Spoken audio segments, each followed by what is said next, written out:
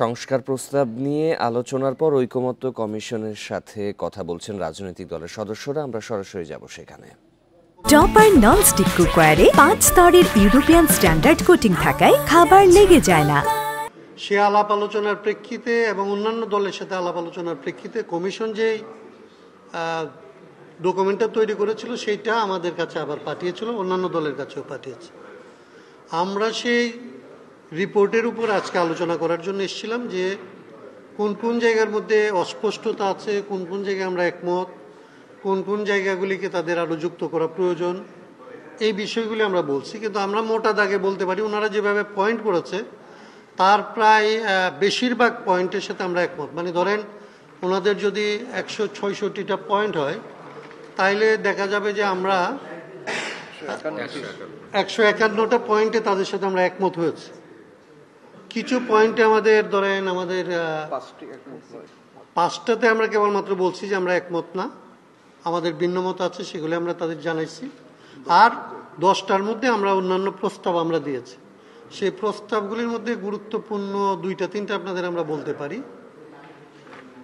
এর একটা হচ্ছে বাস্তবায়ন পদ্ধতি নিয়ে। বাস্তবায়ন পদ্ধতি নিয়ে আপনারা জানেন যে আমরা সবসময় সংবিধান সংস্কার সভার নির্বাচন এবং জাতীয় সংসদ নির্বাচনে 2টা নির্বাচনকে একসাথে করে প্রথমে সংবিধান সংস্কার করে তারপরে এটা সংসদ হিসেবে দায়িত্ব পালন করুক, এরকম একটা বক্তব্যের মধ্যে আমরা এতদিন ধরে বলে আসছিলাম।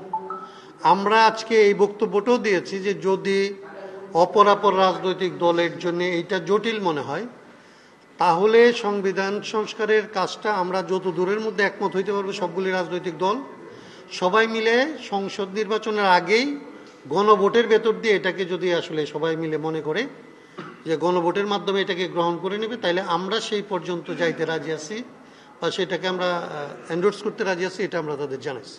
এটা হচ্ছে নতুন আমাদের যে বক্তব্য হিসেবে আমরা বলছি।